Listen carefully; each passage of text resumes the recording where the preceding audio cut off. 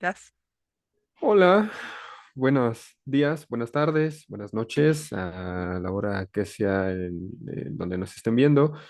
Pues nada, bienvenidos a una emisión más de Cartecuritas. Es 2 de octubre, ¿no? Y es un día muy especial, muy importante para toda la comunidad académica en particular y para la sociedad mexicana en general, particularmente la de la Ciudad de México, ¿no? Pues que se desarrolle la cosa con toda la tranquilidad, o con todo el orden del mundo, ¿no? Y siempre con la conciencia de lo que significa este día, ¿no? Dicho lo cual, nada, bienvenidos a esta emisión de la fecha susodicha, en donde vamos a estar platicando, Carmen y yo, sobre este tema híjole, tan vigente hoy en día y más en un mundo post pandemia, la sobreexplotación laboral, ¿no? Y antes de continuar, bueno, Carmen, hola, ¿Qué tal, Iván? ¿Cómo estás? bien, aquí ya listos para darle a la emisión de hoy, ¿no? Con un tema muy orgánico, muy vivo y muy presente todavía. Pues mira, para la gente de nuestro público que no se acuerde de por qué el 2 de octubre no se olvida, vamos a darles una probadita porque en eso nos inspiramos para trabajar el tema de hoy. Y es que el 2 de octubre del año de 1968 se dio la famosa matanza de Tlatelolco, que fue lo que marcó el punto culminante, por decirlo de alguna manera, del movimiento estudiantil de aquel año. Recordemos que 1968 fue un año muy convulso, no nada más en México. Es de ese año se dio pues la Primavera de Praga, se dieron movimientos estudiantiles en Francia, o sea, en todo el mundo había una gran efervescencia. Estamos en plena guerra de Vietnam, en plena Guerra Fría, y entonces en México se va a dar un movimiento estudiantil con una magnitud que no había tenido nunca antes en la historia de este país, aunque había habido movimientos importantes como el del 29 que consiguió la autonomía universitaria. Pues creo que el del 68 fue particularmente significativo. Entonces, para honrar a aquellos estudiantes que participaron en el movimiento 2 de octubre, un poco en la tónica de que la sociedad no puede estar inmóvil, la sociedad tiene que ser consciente de su pasado, consciente de su presente y trabajar por mejorar sus propias condiciones de vida, pues es que decidimos trabajar este tema de la sobreexplotación laboral. Aunque el movimiento fue estudiantil, pues obviamente al final resultó con propuestas que planteaban un cambio social en el contexto mexicano de aquella época. Entonces, ¿qué tal que empezamos con la primera caída, querido Iván? Pues sí, eh, la pregunta es, pues, ¿qué fue primero? En términos de trabajo, en términos del tema que nos ocupa hoy, ¿fue primero la pasión o fue primero la obligación? ¿No? Es decir, el trabajo hoy en día, ¿no? ¿Cómo es percibido por parte de ustedes, audiencia que nos está sintonizando? Sería interesante escuchar, perdón, leer sus comentarios en la caja de comentarios, porque, bueno, para nosotros siempre es importante la palabra de ustedes, ¿no? Eh, para ustedes, ¿qué es el trabajo? ¿Es un castigo? ¿Es una obligación? ¿O es una pasión y es algo que te permite tener, o que les permite tener, disculpen, un desarrollo personal propio, ¿no? Y quisiéramos abrir con eso, ¿no? Eh, ¿Cuándo el castigo se vuelve en obligación? ¿Cuándo se vuelve un deber? Pero ¿cuándo se vuelve una imposición? Pero ¿cuándo se vuelve algo que te gusta? ¿No? ¿Cuándo se vuelve una cosa que hasta pudiéramos tildar como de hobby? No, yo no trabajo, yo hago lo que me gusta, ¿no? A eso me refiero, ¿no? Déjenos saber sus opiniones en las cajas, bueno, en la caja de comentarios, ¿no? Porque sería interesante escuchar cómo perciben el trabajo hoy en día. ¿no? Yo quisiera decir en relación a eso que creo que el trabajo se vuelve un deber, ¿no? Justamente cuando, cuando hay una especie de cadena, ¿no? Una especie de cadena, una especie de anclaje, ¿no? Que no te permite ver, no sé, o disfrutar o experimentar como el lado bueno de, de ello, ¿no? Cuando no, la situación justamente impide que puedas ver otra cosa más color de rosa con relación a la actividad, a la profesión que pretendes desarrollar, ¿no? Y esas obligaciones pueden ser desde una deuda, a alguna situación que amerite que tengas que estar produciendo para estar ganando, eh, que justamente te impide ver o te permite disfrutar, o cuando empiezas a ver el trabajo, porque es algo que tienes que hacer. ¿No? Cuando ves las cosas como es lo que tengo que hacer, es cuando el trabajo se convierte en un gran tabique, en una gran ancla, ¿no? Y que no te permite ver más allá, que no te permite ver el lado bueno o el lado amigable, divertido, chévere, ¿no? De esta actividad. No sé qué opines, Carmen. Mira, yo creo que yo me voy un paso más atrás, ¿no? Eh, yo voy a cantar. Yo voy a cantar. Yo de niña hoy escuchaba mucho una canción, de la onda tropical que se llamaba El Negrito del Batey.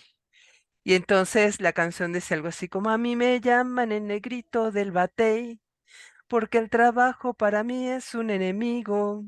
El trabajar yo se lo dejo todo al buey, porque el trabajo lo hizo Dios como castigo.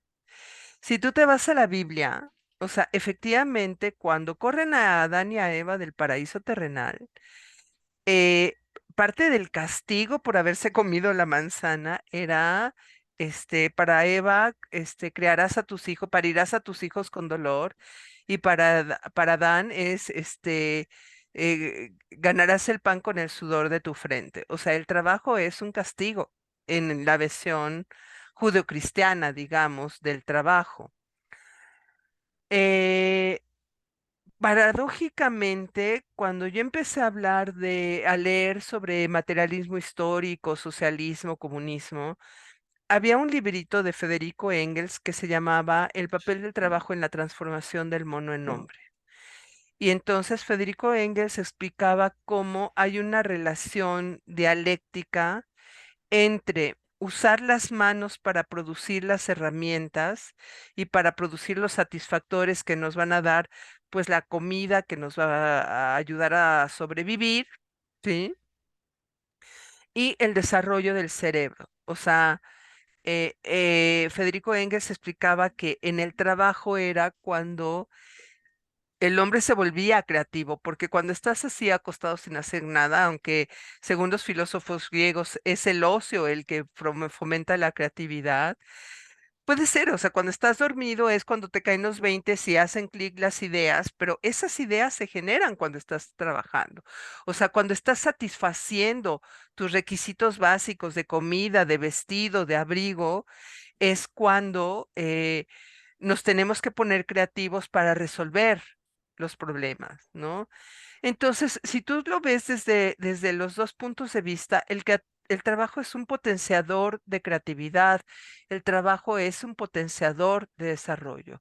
Si tú desde niño lo que oyes es que tu papá todo el tiempo se queja de, ay, el trabajo, ay, el jefe, ay, no me alcanza nunca el sueldo, etcétera, etcétera, pues obviamente tú vas a crecer pensando que el trabajo es horrible, que es odioso y que es lo peor que te puede pasar en la vida. ¿Sí? Yo conozco muchos jóvenes que dicen, ay, no, es que yo solo quiero trabajar en lo que la creatividad me permita. Pues sí, a veces sí se puede, a veces no se puede. Y yo siempre pongo el ejemplo de Franco Escamilla. O sea, Franco Escamilla, su primera opción, lo que él quería hacer en la vida era cantante, ¿sí? Y él cantaba en los camiones y tocaba la guitarra y empezó a cantar en bares, pero se dio cuenta de que pues los comediantes ganaban mucho más que los cantantes. Entonces, él empezó a hacer comedia por necesidad económica, ¿sí? Y cuando se dio cuenta de que además era buen comediante, pues dijo, de aquí soy, ¿no? Pero la comedia no era su opción A, era su opción B. Sí, y ahora el señor pues gana lo que quiere y ya se presentó en el Auditorio Nacional y ya se presentó en el Carnegie Hall, o sea, se ha presentado en escenarios donde la comedia no figuraba, ¿sí? Y no era su opción principal. Si él hubiera dicho, ay, no, yo lo que quiero es cantar, tengo que seguir mi sueño de cantar, ¿no? Y no hubiera aprovechado la opción de la comedia, pues no hubiera llegado hasta donde llegó, ¿no? Entonces, yo creo que es una cuestión dialéctica. O sea, por una parte, sí está padre y yo hablo desde el privilegio, o sea, desde el privilegio de que durante mi vida me he podido dedicar a lo que me gusta. O sea, a mí me parece que eso es un privilegio. O sea, soy historiadora, toda la vida me he dedicado a cosas que tienen que ver con la historia, ahora como guía de turistas, como maestra, como investigadora, etcétera, etcétera. Pero aún así, o sea, hay momentos en que el trabajo se ha vuelto verdaderamente horrendo por las condiciones de trabajo, no por el trabajo en sí mismo, no porque mi trabajo no me guste, sino porque a veces el trabajo se da en determinadas condiciones que también lo hacen muy complicado. Entonces, creo que es un asunto dialéctico, o sea, no es unidireccional, no es de que primero te apasionas y luego trabajas o primero te trabajas y luego te apasionas. Creo que a veces tienes que trabajar en algo que no te encanta tanto, pero si tú lo ves positivamente y lo ves como algo que te va a dar herramientas, que te va a dar enseñanzas y va a desarrollar tu creatividad, puedes terminar apasionándote por el trabajo. Y de repente puedes hacer cosas que te apasionan y eso te lleva a cosas que no te apasionaban y que luego resultas que son padrísimas y que son divertidísimas. Por ejemplo, mi trabajo como guía de turistas me llevó a estar en la Semana de la Moda de Dior con horarios verdaderamente criminales, o sea, eran horarios de 12 horas, ¿sí?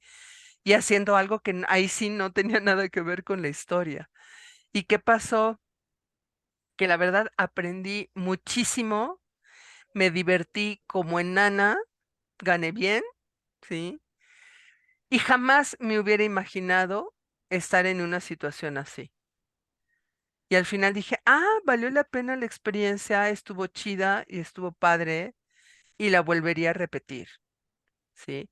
Entonces, es un proceso dialógico que depende de muchas condiciones, como lo veremos en la caída después de nuestro primer bara, llévelo, llévelo, querido Iván. Ok, Bara, llévelo, llévelo. Ya saben que Cardecoritas está en YouTube, está en Twitter, está en Instagram y está en Facebook, ¿no?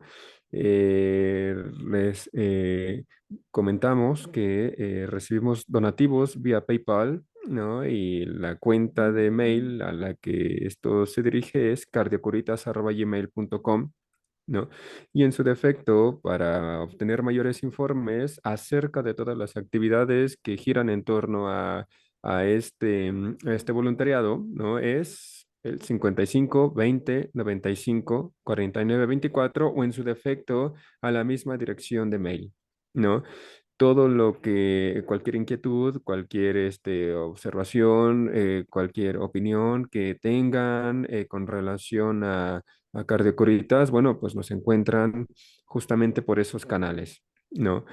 Y dicho lo cual, ¿no? Pasando a la segunda caída, ¿no? Ya que es cierto, ¿no? Es cierto eh, que las condiciones de trabajo son determinantes, ¿no? Si es que se me permite usar esa palabra, porque es cierto, cuando estás en un entorno laboral en donde todo funciona y fluye de manera maravillosa, bueno, pues te mueves como pez en el agua y no sientes que estás trabajando, sientes que estás como en un hábitat natural, pero cuando son contrarias a tus expectativas, tu experiencia, a tus intereses, ¿no? Vas con una cara que pesa más que el tabique, ¿no? De la llanta, ¿no? Y en ese tenor, esa situación o esas condiciones laborales, ¿no? Se convierten en una obligación y se convierten en una pesadez, ¿no? Cuando se traducen en cosas como productividad, como explotación laboral, y algo que aquí nosotros hemos denominado o rescatamos bajo la idea de la carrera de la rata, ¿no? Eh, Sí, una carrera, justo, Carmen, sí, sí, aquí sí yo quisiera hablar de la carrera de la rata porque esto lo trabaja el famoso libro de Kiyosaki, Padre Rico, Padre Pobre, ¿no? pobre, Entonces, es un libro que dice, bueno, es un chico que tiene dos padres, un padre biológico, obviamente, y un padre putativo, un padre que es como su mentor. Y entonces su padre biológico le dice, estudia mucho para que cuando termines la carrera tengas un buen empleo y entonces tengas tu vida asegurada y tengas prestaciones, tengas tu seguro social y cuando seas viejo te retires y seas por fin feliz, ¿no? Lo cual pues ya te está diciendo que es una vida que vas a ser miserable tres cuartas partes de tu vida para que los últimos años seas feliz. Y si pensamos, pues es el eje del American Way of Life, ¿no? O sea, ellos estudian muchísimo, se endeudan para hacer una carrera porque las universidades son carísimas y cuando terminan trabajan y trabajan y trabajan y trabajan para poderse jubilar a los 70 años y entonces ya vienen a México, se van a Los Cabos, se van a San Miguel de Allende, se van a Puerto Vallarta a viajar o a descansar para ser por fin felices, ¿sí? Y esta carrera de la rata, lo que explica Kiyosaki es que te enredas en una serie de expectativas que no terminan nunca, ¿no? O sea, eres joven, terminas el high school y entonces te endeudas para hacer la universidad, ¿no? Empiezas a trabajar, empiezas a pagar la universidad y por supuesto te enamoras y te casas, ¿no? Y ya tienes una familia, porque todas estas son las expectativas sociales que tiene cualquier persona, particularmente de nivel medio en México o en Estados Unidos o en en cualquier país que quiere imitar el American Way of Life, ¿no? Y entonces te casas, tienes tu esposa, tienes tus hijos, y entonces te consigues un carro o dos y te consigues la hipoteca para comprar tu casa, ¿no? Y entonces, como debes la universidad y luego ya pagaste la universidad y debes el coche y luego ya pagaste el coche y debes la casa, entonces, pues no te puedes dar la oportunidad de renunciar a tu trabajo porque pues tienes deudas que pagar, ¿sí? O sea, tienes la hipoteca, tienes la deuda del coche, tienes todo estas broncas encima, tienes que mantener a los hijos y obviamente transmites la carrera de la rata a los hijos, o sea, le tienes que pagar a tus hijos una buena escuela para que vayan a una buena universidad y para que consigan un buen empleo y sigan ellos mismos la carrera de la rata. Y entonces Kiyosaki dice, no, esto no es así, o sea, realmente si tú no eres feliz con la carrera de la rata, si estás estresado, si estás angustiado todo el tiempo, si no, es que hay algo ahora sí que hay una falla en la Matrix y entonces tú tienes que darte cuenta que ya hay un cambio que tenemos que hacer en la vida. ¿A quién beneficia la carrera de la rata? Pues a las grandes empresas, todas la que quieras, ¿sí? ¿Por qué? Porque la carrera de la rata significa que vas a pagar un dineral para estudiar en una universidad. Afortunadamente en México tenemos excelentes universidades gratuitas o con cuotas bastante pagables, ¿no? Pero pues en Estados Unidos es pagar un dineral para la universidad. Y luego, ¿quién gana? Pues los bancos porque vives en la deuda constante o en la tarjeta de crédito o en la hipoteca de la casa o en la deuda del coche. ¿Sí? Pero también pues a los que te contratan, porque como vives endeudado, pues entonces no es fácil que renuncies a tu trabajo porque pues tienes que estar pagando mes con mes las deudas. O sea, el dinero corre por delante de ti, tú vas correteando para alcanzar el dinero y entonces tú estás al servicio del dinero en lugar de que el dinero esté al servicio tuyo. y que justamente eso se traduce, por ejemplo, bueno, eso que dices, o sea, la cosa se convierte así porque justamente la expectativa de vida se convierte en una ancla de vida, ¿no? Y detrás de esta imagen que mencionas de uno persiguiendo el dinero en vez del dinero, trabajando para mí, en vez del dinero siendo un colchón, ¿no? Que detenga mi posible caída, ¿no? Justamente detrás de eso hay, entre otras cosas, o fundamentalmente, ¿no? Es como una falta de educación financiera, ¿no? En términos de que si el trabajo se convierte en obligación, si el trabajo se convierte en un ancla, si ya no es tanta tu pasión, es porque, entre otras cosas, no estás viendo el dinero o la riqueza como una herramienta de vida, ¿no? Como una herramienta que te permite hacer tu día a día, ¿no? Y pareciera ser que se convierte en el fin, ¿no? Y son dos Exacto. cosas completamente distintas, ¿no? Yo es lo que vería por ahí, ¿no?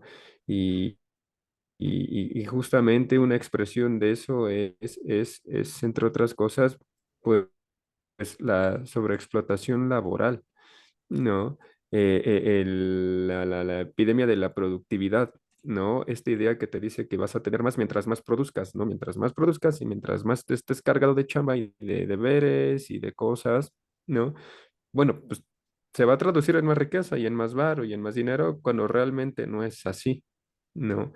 No es algo que termine ocurriendo, ¿no? Al contrario, ¿no? Lo que uno se termina gastando o lo que uno sí se termina ganando es una buena dosis de estrés, una buena dosis de malestares gastrointestinales y malestares mentales como burnouts, ¿no?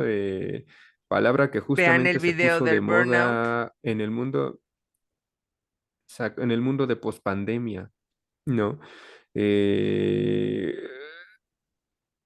Yo lo poco que he revisado con relación a eso, ¿no? Es que justamente la gente está más cansada, ¿no? La gente está más fastidiada, la gente está más estresada, ¿no? Y eso se agravó, la pandemia de la productividad, la productivitis, la puntitis, se agravó justamente con la pandemia, ¿no? Porque recuerden que entramos en una fase de trabajo en donde ya todo era home office y como estabas en tu casa, pues ¿qué más da si yo, tu jefe, te habla a las 10 11 de la noche para pedirte las perlas de la corona y tu obligación es decirme que sí porque estás en tu casa, estás en horario laboral, ¿no? Y en ese tenor, ¿no? Sí quisiera hacer un comercial para promocionar, ¿no? Un masterclass de gestión del tiempo para que no entren en estrés y en sobreexplotación y en productivitis, ¿no? Porque una de las cosas que vino a evidenciar o que viene de la mano con la sobreexplotación laboral es una total ausencia de una buena gestión del tiempo. No, todo es para ahorita, todo es para hoy. Lo importante termina convirtiéndose en urgente, ¿no? Así cada 8 de 9 veces, ¿no? Y la frontera entre lo prioritario y lo que no lo es se termina desdibujando. Y en ese tenor, bueno, pues quiero hacerles la invitación de que le caigan, que participen con nosotros en nuestra masterclass de gestión del tiempo. Vamos a tener una sesión gratuita el día 11 de octubre, ¿no? De 7 a 9 de la noche, me parece que es martes, Carmen, miércoles, Miércoles. es miércoles. Y también vamos a tener una sesión, dos sesiones en la edición de paga, ¿no? Carmen, ¿qué días Sí, vamos a...? el 18 y el 20 de octubre, que son miércoles y viernes, vamos a tener 4 horas en una sesión pagada del masterclass de administración del tiempo, donde vamos a tener dinámicas, ejercicios para identificar por qué procrastinamos, para qué procrastinamos, cómo postergamos, cómo nos autosaboteamos, porque la productivitis tiene dos caras. O sea, por una parte, que nos exigen que en cierto tiempo tenemos que realizar cierto número de tareas, como si fueras maquinita. O sea, no importa si trabajas en una fábrica o si eres maestro de escuela, te hacen sentir que vives en una línea de ensamblaje, como si fuera la película de tiempos modernos de Chaplin, que nada más te toca mm, apretar un tornillo. Entonces, si mm, eres mm, maestro, nada más, lo único que tienes que hacer es transmitirle información a tus alumnos, nada más. Si te pasas tantito de quererles enseñar algo de conciencia, algo de... No, no, no, no. Tu trabajo nada más es que aprendan historia, nombres, fechas y párale de contar. Entonces, como si fuéramos una línea de ensamblaje. Lo que vamos a ver en la masterclass es que hay una manera de recuperar el señorío sobre nuestro tiempo, ¿sí? Vivimos en un sistema productivo, sí, en un sistema económico que nos exige resultados, pero lo que vamos a aprender es cómo esos resultados van a trabajar a mi favor y no en mi contra, para evitar el burnout, para evitar el estrés, para sí ser productivo, sí ser eficaz, pero al mismo tiempo poder dedicar lo suficiente a la familia, a la diversión. Hay una película que me gusta mucho que se llama Comer, Rezar y Amar con Julia Roberts. Ya van a decir, ay, película de Hollywood, de estas super comedias románticas de violines y final feliz y toda la onda. mm, Pues sí, esas también me gustan, ni modo. Pero hay una parte donde está en Italia y un italiano que se apellida, por supuesto, Spaghetti y que dice que su familia, por supuesto, que inventó el espagueti. Le critica que los norteamericanos, o sea, los gringos, trabajan toda la semana y entonces saben de entretenimiento, pero no saben de placer, no saben de disfrutar de la vida. Entonces trabajan toda la semana y llegan al domingo en burnout, o sea, agotados, fastidiados ya del trabajo. Y entonces se sientan a ver la tele y ven un comercial que les dice, ah, es Miller Time, es el tiempo de una chela. Van a la tienda, se compran un six-pack, se ponen hasta el gorro y al otro día se sienten horrible, ¿sí? Pero los italianos saben de placer, entonces tienen una frase que se llama dolce far niente, que hay una ópera que se llama así, o al menos un área de ópera que se llama así, dolce far niente. O sea, la delicia de no hacer nada. ¿Cuántos de nosotros hemos disfrutado la delicia de no hacer nada? Bueno, de eso vamos a hablar en nuestro siguiente bloque, pero queremos tocar también un tema que está totalmente vigente y es la cuestión de la amenaza de la inteligencia artificial. O sea, todos ya estamos en la angustia de si nuestro empleo va a ser reemplazado o no por la inteligencia artificial, porque ya está pasando, o sea, no es algo del futuro. Si tú vas al Metrobús, ya no hay un solo cajero que te venda una tarjeta o un boleto, o sea, ya es una maquinita que le pones tu tarjeta, pagas y ya no necesitas una persona que te cobre. O sea, ya es una mm, máquina la que hace el trabajo que antes hacía una persona, ¿sí? Vas al súper y lo mismo, o sea, el cajero ya no es una persona, sino ya es, si ya tienes hasta 20 artículos y es una maquinita que además es una cámara que te está vigilando todo el tiempo, que toda tu mm, mercancía la pases por la maquinita para que no te robes nada, ¿sí? Y entonces ahí tienes que pagar. Y si por alguna razón se dan cuenta de que algo no, o sea, ni siquiera es que te lo estés robando, sino que no lo apoyaste en la báscula o en lo que sea que ujú, ujú, detecta que ujú. marcaste la mercancía, ya inmediatamente te marca error y se prenden las alarmas como si fueras un ladrón. ¿Sí? Entonces, todos nuestros trabajos parecen estar en peligro merced a la inteligencia artificial. Yo no sé cómo vaya a ser en el futuro, pero yo creo que justamente una de las cosas que nos va a marcar como diferencia de la inteligencia artificial es hacer nuestro trabajo con pasión. Justo, ¿no? Eh, dejarlo, bueno, con relación a ese tema, obedece a la novedoso de la tecnología, ¿no? Estoy pensando en el movimiento ludista, la destrucción de las máquinas y malditas máquinas nos van a quitar el empleo, ¿no? Revolución industrial, siglo XVIII, ¿no? Y pareciera ser algo muy similar con relación a la inteligencia artificial, ¿no? ¿Qué rayos va a ocurrir con nuestros empleos? Ya inclusive hay... ah, no sé ustedes, pero a mí tiro por viaje me aparecen en el feed noticias así super X y otras como más o menos creíbles. Esto es la lista, como si fuera lista Forbes de futuros desempleados. No, esto es la lista de los empleos que van a desaparecer en función de la inteligencia artificial. Y de repente es como, oye, eso es infodemia, ¿no? De entrada eso es infodemia porque pues es algo novedoso, es algo que sí choquea, ¿no? Todo lo novedoso choquea al principio, justo por la naturaleza de lo novedoso, pues lo que toca es esperar, ¿no? Lo que toca es ver, seguir viendo cómo se desenvuelven las cosas, pero también como dice Carmen, con también paralelamente desempeñando nuestro trabajo lo mejor posible, ¿no? Pero además es el Porque, consumo. O sea, yo exacto. decido si voy a la caja automática o voy con el cajero. Y yo Ujú. todas las veces que puedo, en el súper, bueno, para empezar voy a un súper que todavía no tiene caja automática, porque prefiero ir a un súper que no tiene cajas automáticas. Pero además, si tengo que ir al súper que sí tiene cajas automáticas, yo decido que mejor me forme la fila con el cajero, ¿sí? ¿Por qué? Porque a mí no me interesa que se le quite el empleo a alguien por una caja automática y además sentirme vigilada con la cámara aquí de que me pueda robar algo. O sea, yo detesto eso.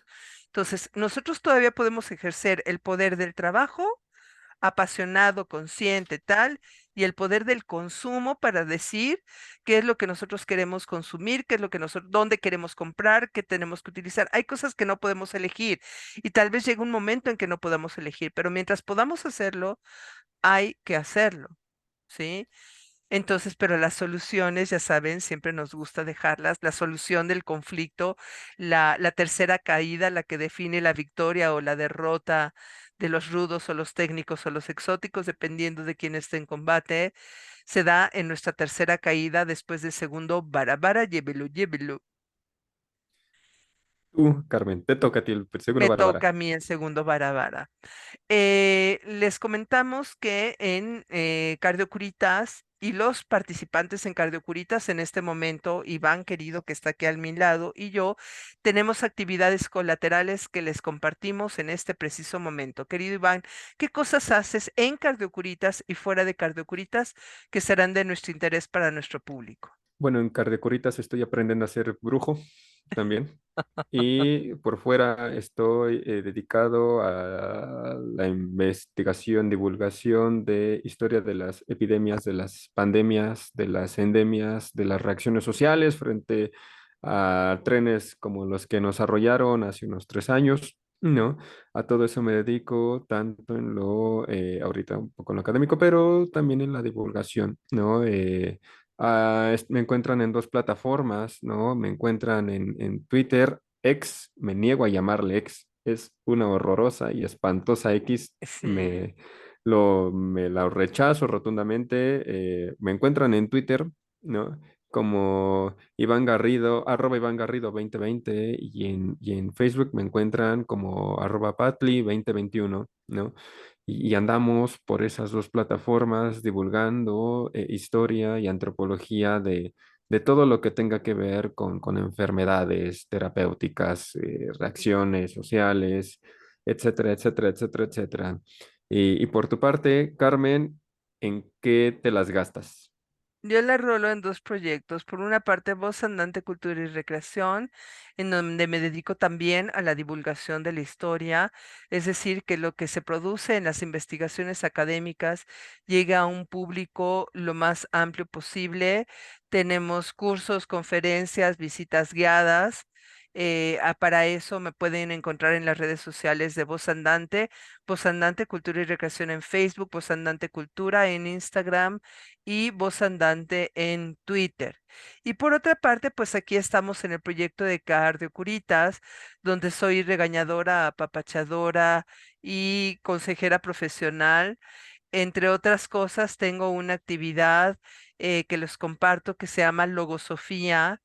¿Qué quiere decir la logosofía? Son herramientas que utilizamos los historiadores para analizar las fuentes, los documentos de donde extraemos nuestra información y que son muy útiles también para el psicoanálisis y para el autoanálisis. ¿En qué consiste esto? Pues ustedes me mandan una cuartillita escrita a mano o en computadora o en el celular, como ustedes quieran. Yo lo leo y lo analizo con estas herramientas y salen cosas del desarrollo personal, de traumas, de familia, de lo que sea que ustedes quieran trabajar, verdaderamente sorprendentes. Esta logosofía, como es parte del voluntariado de Cardiocuritas, no tiene propiamente un costo, recibimos un donativo que es voluntario, es una cuota voluntaria. Para contactarnos, aparte de las redes sociales de Iván, pues está cardiocuritas@gmail.com, el inbox de Cardiocuritas en todas nuestras plataformas y redes sociales, o al 55 20 95 49 24, que son los lugares donde nos pueden contactar, además de los comentarios en Facebook, porque tenemos pues, nuestras publicaciones de Facebook, Twitter, de comentarios en Twitter, si quieren una conexión más privada por estos medios o por mensaje privado en nuestras redes sociales. ¿Cómo resolver esta cuestión de sí tener que ser eficaces y productivos, sí formar parte de un sistema que es superior a nosotros, pero de una manera en que podamos sacarle el mejor provecho o sacar la mejor utilidad para nuestro desarrollo personal y nuestra salud física, emocional y, digamos, financiera? Pues de ¿Tú qué dices? entrada es exigiendo y buscando crear mejores condiciones laborales, ¿no? Y empezando por el hecho de que antes de exigir al empleador, es, pienso yo, importantísimo siempre tener un buen ambiente de trabajo, ¿no? No hay nada más pesado para un trabajador que tener un ambiente tóxico, ¿no? Y justamente eliminar esa toxicidad se realiza con pequeñas dinámicas de integración, ¿no? De vinculación, de aprovechar esos pequeños espacios de descanso, ¿no? O sea, por integración me refiero no a ejercicios psicopedagógicos o de ese tipo de cosas, sino sencillamente desde un, hola, ¿cómo te va? Bien, a mí sí, estoy cansada y yo también, y entablas una dinámica, y entablas una conversación, oye, ¿vas a comer? Ah, vámonos por ahí, nos echamos una torta, ¿no? O sea, ese tipo de dinámicas más orgánicas, que salen más natural, ¿no? Que crean camaradería y que a lo largo del tiempo se traducen en la consolidación de amistades. De ese tipo de integración me refiero, ¿no? De ser empático con el otro y buscar, escuchar al otro y que el otro haga lo propio y generar una buena camaradería, ¿no? Esos pequeños espacios de descanso también, o sea, hay veces en las que tendrás una hora muerta o tendrás un tiempo muerto o en el mismo trabajo agarrarás unos 10 minutos y dirás, me voy a relajar tantito o es mi hora de lunch, ¿no? Ese tiempo es de ti para ti. No, ese espacio es de ti para ti, ¿no? Y es un espacio que, entre otras cosas, ¿no? Te permite poner límites, ¿no? Estás en tu hora de descanso y te piden que entregues las perlas de la corona en ese instante. Perdóname, pero discúlpame, no. Ahorita es mi tiempo, estoy atendiéndome, estoy conmigo, dame un chance, pasa mi hora de descanso y con gusto hago lo que me dices, ¿no? Pero es justamente, pienso yo que lo primero es siempre generar buenas condiciones un ambiente amable, un ambiente cálido, porque un ambiente cálido te da cobijo y te da camaradería y permite actuar en colectividad, ¿no? suena o a sindicalista, pero no, es algo más allá del sindicalismo, ¿no? No hay nada mejor en un entorno de trabajo, antes de ponerle el nombre que quieran, que siempre que tener un buen ambiente de trabajo, que llevarte muy bien con tus compañeros, que haciendo que la gente o que tu mismo ambiente te tome como una persona o un agente de confianza, ¿no? A eso me refiero, ¿no? Cuando hay confianza, hay camaradería, y cuando hay camaradería hay potencia y hay una gran capacidad de hacer cosas, ¿no? La chamba deja de ser tanto una obligación y se convierte más bien, se empieza a convertir en una pasión. ¿Por qué? Porque es como si fueras a la escuela, ¿no? Ah, sí quiero ir a la escuela porque va fulanita que me gusta mucho y voy contento. Pues en este caso sería, bueno, voy a ver a mi equipo de trabajo, vamos a pasarla bien y vamos a hacer chistes y vamos a comer juntos y vamos a platicar de nuestro día a día, ¿no? Y vas con gusto, ya no vas con la pesadez de, "Ush", ¿no? Eh, Pero además pienso le yo que das eso la es como, vuelta a la cuestión entre la pasión y la obligación. O sea, si exacto. por alguna razón, o sea, digo, lo ideal es que estés en algo que por alguna razón te apasione, como Franco Escamilla descubrió que era bueno para la comedia, le talachó para ahí y entonces encontró un gusto en algo que no era su primera opción. Si por alguna razón ya estás en una chamba que no es tu primera opción, o que es cansada, o que es pesada, o que el ambiente laboral no es tan bueno, la primera recomendación es empezar, como dice Iván, a sanearlo desde mí, porque luego quiero hacer como la revolución, pero yo mismo no sé qué quiero con mi vida, yo mismo no sé por qué estoy aquí, yo mismo no sé qué es lo que haría si estuviera fuera de aquí, pues entonces no hay manera de mejorar las condiciones laborales, porque uno mismo Ujú, no sabe qué es lo que quiere. Entonces, cuando tú sabes qué es lo que quieres y estás utilizando el trabajo a tu favor, tú vas a colaborar para que las condiciones de trabajo sean mejores. Tú vas a aprender de tu trabajo, tú vas a aportar a tu trabajo y en lugar de decir qué trabajo, qué me va a dar el trabajo a mí desde el jefe, desde el otro, que el otro puede ser buena onda o no, o el jefe puede ser buena onda o no, es qué voy a aportar yo a mi trabajo para yo sentirme bien en mi trabajo. Porque justamente le comentaba cuando estábamos preparando la escaleta del programa, le comentaba a Iván que en uno de mis empleos más largos, yo me metí en una dinámica de una relación muy padre que tuve con mi jefa, como que estaba ya pasándose de los niveles de lo profesional a un nivel personal, pero no sano. O sea, no nos estábamos convirtiendo en buenas amigas, sino que ella tomó el papel como de mi mamá, salvo que yo tenía mucha mamá, entonces ya no necesitaba más mamá. Y entonces empecé a poner límites y a ella no le gustó. Entonces ella empezó a ponerse un poco seca y distante. Y yo dije, ok, respeté. Pero eso después se pasó de sequedad y distancia a una violencia solapada, a un reto entre las dos. O sea, ya de plano se volvió al final de a ver quién gana. Pues obviamente quien tiene todas las de ganar es la jefa, ¿no? Pues evidentemente no, digo, dos más dos, ¿no? Pero llegó un momento en que el trabajo se volvió tan denso que tuve que renunciar, ¿sí? Yo legalmente podía haber exigido cosas porque realmente las condiciones de trabajo no eran, ya rayaban en lo ilegal. ¿Sí? Pero no lo hice pues porque era muy temerosa, porque no me daba cuenta que cuando cada uno de nosotros permite que las condiciones de trabajo sean injustas y no hace nada porque se vuelvan más justas, estamos permitiendo que todos los que abusan de nuestras condiciones laborales sigan abusando. O sea, es como una mujer que es violentada, una mujer que es violentada y permite que su pareja la siga violentando, lo que está haciendo es legitimar la violencia contra todas las mujeres. Pasa lo mismo en el trabajo. Pero aquí sí yo tengo que reconocer que yo puse mi grano de arena para que las cosas se volvieran insostenibles. Yo podía haber manejado las cosas de otra manera. ¿no?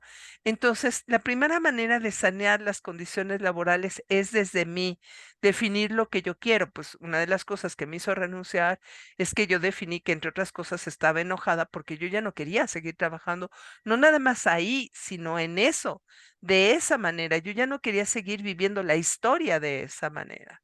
Y entonces, ¿qué es lo que pasa? Renuncié. Y entonces me volví autoempleada y me volví de alguna manera emprendedora o empresaria, ¿no? Pero vamos a hablar de esa parte un poco después, pero yo creo que además, si yo quiero prestaciones laborales, por ejemplo, un sobrino mío que es ingeniero en computación, él desde un principio dijo, yo quiero tener una chamba de tiempo completo, institucionalizada, con seguro social y con tal y con cual. Se enfocó directamente en eso. Entonces, ¿qué es lo que hizo? Trabajó por su cuenta un tiempo para tener un colchoncito de lana y tener la paciencia de escoger exactamente el tipo de institución donde quería estar con el tipo de prestaciones que él quería, ¿sí? Para eso, ¿qué tenemos que hacer? Pues tener una cierta independencia financiera. O sea, no que el dinero vaya delante de nosotros y nosotros ir correteando detrás del dinero, sino al revés, que el dinero venga detrás de nosotros. Para eso, ¿qué hay que hacer? Pues ahorrar. O sea, yo en eso sí he sido muy buena a veces, cuando meto la pata, eso sí la meto hasta el fondo, pero o sea, desde que estás en la escuela y tu papá te da los 10 pesos o tu mamá o tu abuelito, quien sea que te dé el dinero, te dé tus 10 pesos, tus 20 pesos, lo que sea para tus gastos, guarda un peso por cada 10. Que empiezas a tener tu primera chamba y ganas 3,000 pesos, porque cuando empiezas a trabajar el salario mínimo vale queso. La gente te paga lo que quiere porque no tienes experiencia laboral. Igual guarda un peso de cada 10, ¿sí? Date a ti mismo tus condiciones laborales. Si la institución no te la da, claro. Vamos a ver, tiene que llegar un momento en que sí exijamos los derechos y sí exijamos las prestaciones que la ley nos da. También por eso pasa. Pero mientras, vamos echándole al cochinito, vamos generándonos una cierta independencia económica, no vivamos de deudas. Si me alcanza para un coche, a lo mejor un Chevycito de 1999, para moverme en una ciudad complicada, me compro un Chevycito. Si no me alcanza ni para el Chevycito, puse en el Chevy naranja que cuesta 6 pesos, pues ahí nos movemos y en el Metrobús y ahí le vamos dando y ahí vamos como hacemos todos los estudiantes pobres, leyendo así colgado en el camión y ahí vas leyendo las cosas complicadas. Sí, Ahí con la sí. mochila del vecino aquí encima y con el libro en la mano ahí para leer y le vas ganando un pasito al trabajo, al tiempo, y no caes en las deudas que te van a llevar a la carrera de la rata. Justo y que o sea, si le ponemos nombre al niño, tendremos que hablar de estrategia financiera y de educación financiera, ¿no? Como una herramienta y como una estrategia que justamente nos permita crear y mejorar las condiciones laborales, ¿no? Y es que es muy común esperar todo de que caiga de arriba y que venga del empleador, pero lo que habría que también poner en marcha es que uno también que la mejoría de las condiciones de vida, sí, no solamente depende de contribuir con tu grano de arena a crear un excelente ambiente de trabajo, sino también depende bueno, ¿qué esperas de ti en términos laborales, ¿no? Y eso se traduce en educación financiera. Ok, no estoy teniendo de momento lo que espero de mi empleador, pero yo puedo hacerlo, tengo la posibilidad, tengo la solvencia, pues yo lo hago, ¿no? Pero claro, esto es justamente, pasa por eso, ¿no? Por crear estrategias financieras, por tener eh, eh, solvencia financiera, por tener educación financiera, ¿no? Pareciera ser una cosa que solamente los especialistas pueden alcanzar, ¿no? pero no, realmente las herramientas están ahí, ¿no? Ya hay muchísimo material. Hay un algoritmo allá afuera que en todo momento nos está diciendo ahorra, disciplínate, tu trabajo, tus condiciones también dependen de ti, no todo es por parte del empleador, que deberías de ser así seguramente, pero bueno, como no lo es, pues te toca a ti también ver, ¿no? Pues hagamos caso a ese algoritmo, ¿no? Ya hay mucho contenido en torno a cómo empezar a tener una gestión financiera, cómo hacer que tu dinero rinda, cómo hacerle para que, como dice Carmen, pues tú no estés dobleteando y no estés corriendo y no estés dando el ancho para alcanzar el último peso del día, sino para que el contrario, ¿no? Para que siempre tengas un dinero como colchón, ¿no? Hay mucho material para justamente aprender a ver el dinero como lo que tendría que ser para todos, ¿no? Una herramienta, un instrumento, ¿no? Exacto, Que te permita hacer tu día a día, ¿no? Y no la finalidad como se los había gestionado, ¿no? Ahí en donde exacto. nosotros hablamos de gestión del tiempo, bueno, hablemos de gestión del dinero, hablemos de gestión de la cuenta personal, ¿no?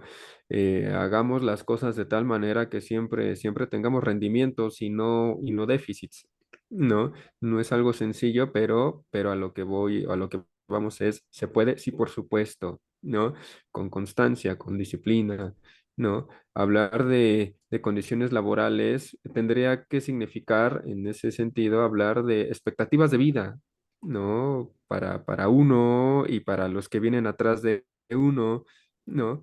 Y para que esas expectativas de vida se conviertan en una realidad, ¿no? Sí, también es necesario exigirlas, exigir esos derechos, exigir que esa expectativa de vida sea respetada como tal, como un derecho al trabajo, ¿no? Sí, Carmen, ¿vas pero a decir algo? aquí sí, sí, sí, pero esto también tiene dos caras. O sea, sí hay que exigir. Sí, hay que exigir. De hecho, estos lonches que decíamos de platicar con los compañeros, de contarnos un chiste de vez en cuando, de quejarnos de las condiciones con el jefe, si lo convertimos en organización, nos puede permitir exigir con más claridad nuestros derechos en una institución, en una empresa o en donde estemos Cualquier trabajando, lado. en cualquier lado. Si nos tienen agarrados de los huesos, es decir, si debemos, si tenemos, vivimos al día y no tenemos ningún colchón, si tenemos una familia que mantener, pues obviamente no te vas a arriesgar a perder tu empleo. Pero justamente si empiezas a organizarte con la pareja, con los hijos, y administras bien tus recursos en casa y logras tener un mínimo colchón, digamos un mes, 2 meses adelantado de tu sueldo, 3 meses adelantado de tu sueldo, vas a sentirte mucho más tranquilo para decir, ¿sabes qué? Si no me das prestaciones, si no me das mi seguro social, si no me das un no sé qué, pues me voy a buscar algo que sí me lo dé. ¿Sí? Pero Ujú. ya tienes un respaldo de que, chin, no me voy a quedar sin comer si en 1, 2, 3 meses, 6 meses me quedo sin chamba, porque obviamente todos sabemos que no gastamos igual cuando tenemos empleo que cuando no tenemos Claro. empleo. O sea, cuando no tenemos empleo, sacamos sangre hasta de las piedras, ¿sí?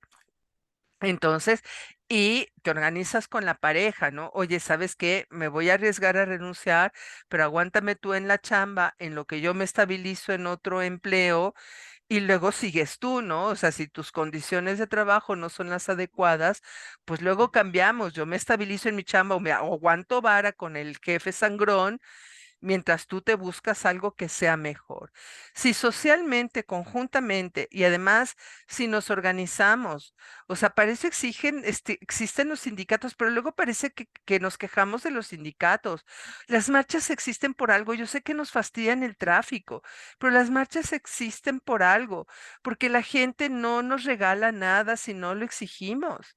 Entonces, hay veces que hay que hacer marchas y hay veces que hay que manifestarse y hay veces que hay que renunciar y hay veces que hay que exigirle a los jefes, o sea, sí hay que hacerlo, pero para hacerlo, pues nosotros tenemos que tener un respaldo detrás, ¿sí? pero además hay que aprender a vivir en colectividad. Yo no voy a poder conseguir mis derechos individualmente. O sea, si yo quiero resolver las cosas por mi cuenta, no lo voy a conseguir. Estamos en la mejor época de la humanidad para colectivizar. O sea, ahora tú haces un grupo de WhatsApp y ahí puedes desde transmitir piolines y cadenas de oración hasta lo que tú quieras, ¿sí? Claro, Justo. es cierto que la vida privada ya no existe, o sea, no hay ninguna garantía que lo que tú estás compartiendo por WhatsApp o por cualquier medio sea realmente privado, pero hay cosas que vale la pena esforzarse por conseguirlas, aunque al final de cuentas se hagan públicas. Entonces, sí, yo invito a que trabajemos por salirnos de la carrera de la rata, por terminar con una vida de expectativas consumistas, porque lo que dice las expectativas, Iván tiene razón. Nada más que hay que tener conciencia de que nuestras expectativas tienen que ser realmente las nuestras y no las de una sociedad consumista que nos tiene que decir que todo el tiempo debemos ganar más, todo el tiempo tenemos que ser más guapos, más inteligentes, más no sé qué, más no sé cuánto, comparándonos con quién sabe quién, ver si el vecino tiene el coche más grande o si la vecina tiene la ropa más lujosa, sino que Ujú, sean ujú, realmente ujú. nuestras expectativas de creatividad, de productividad, de eficacia para nosotros y en beneficio de nosotros. Y desde entonces, desde ese lugar, sí, exigir. Por supuesto que exigir, exigir prestaciones, exigir derechos, que los derechos ya están ahí, nada más tenemos que hacerlos vigentes.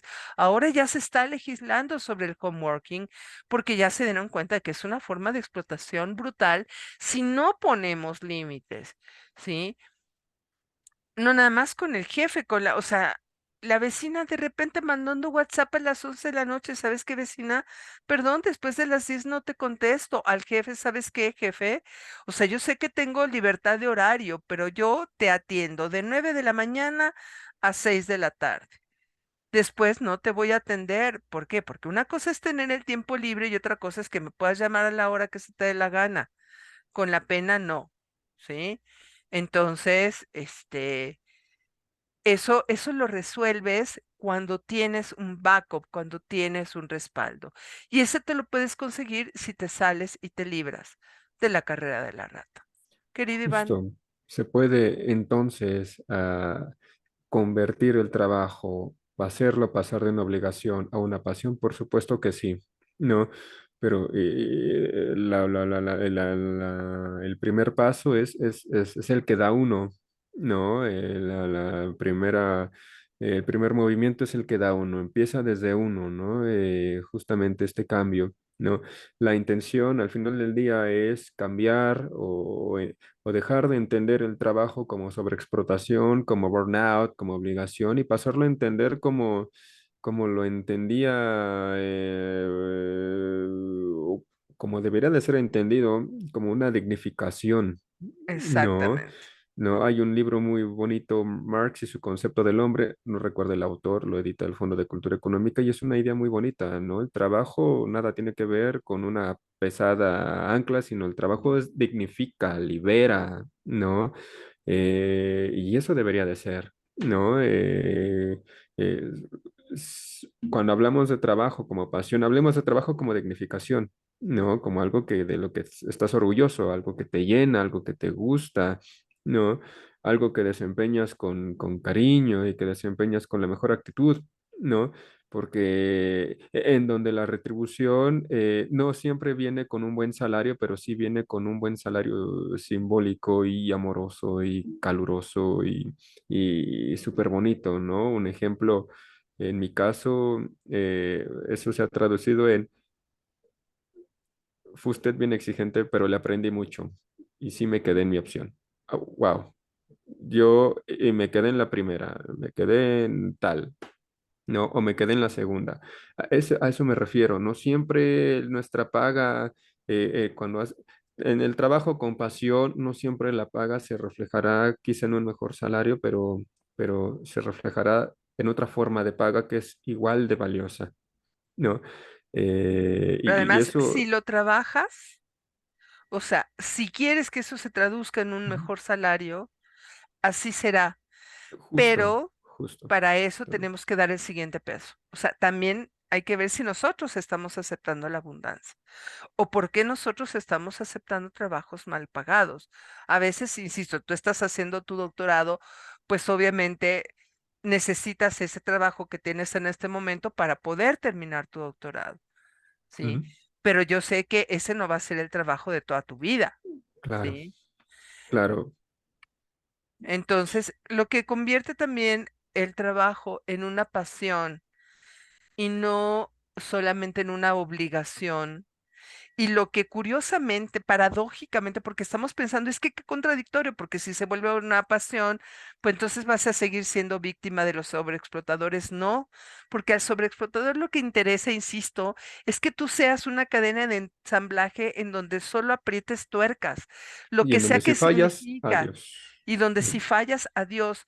Lo que dignifica también el trabajo es entender que el trabajo no es algo que tú haces para que te den, sino donde el hecho de hacerlo es un servicio que ya te Es da. justo, O sea, justo. ya hacer el trabajo en sí mismo te genera abundancia y te genera satisfacción. Pero siempre y cuando, como dices, siempre y cuando lo hagas con una actitud de servicio, ¿no?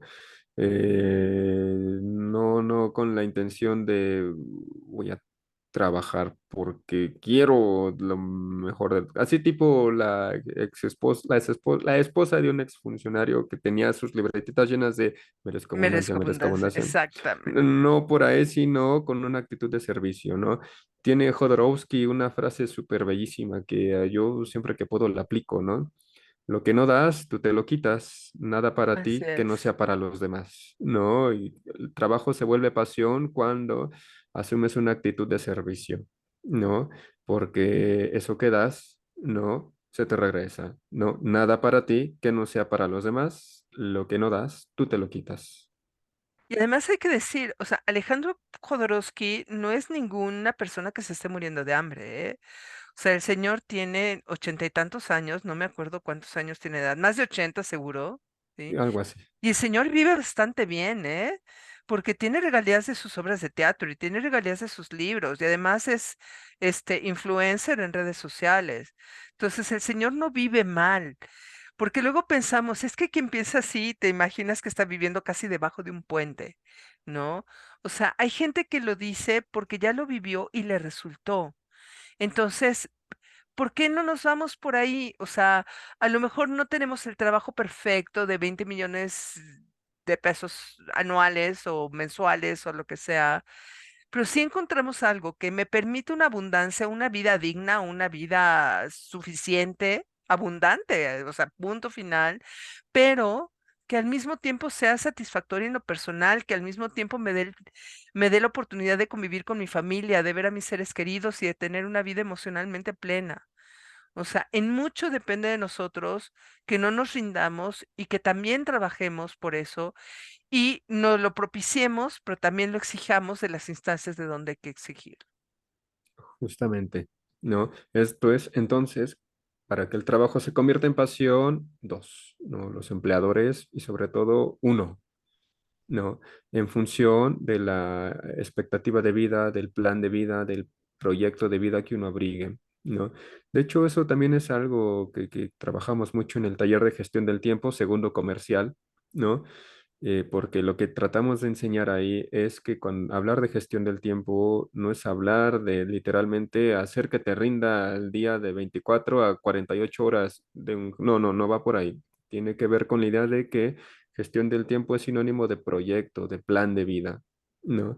Lo mismo tiene que ser el trabajo como pasión, ¿no? Hay un plan de vida en eso que haces, ¿no?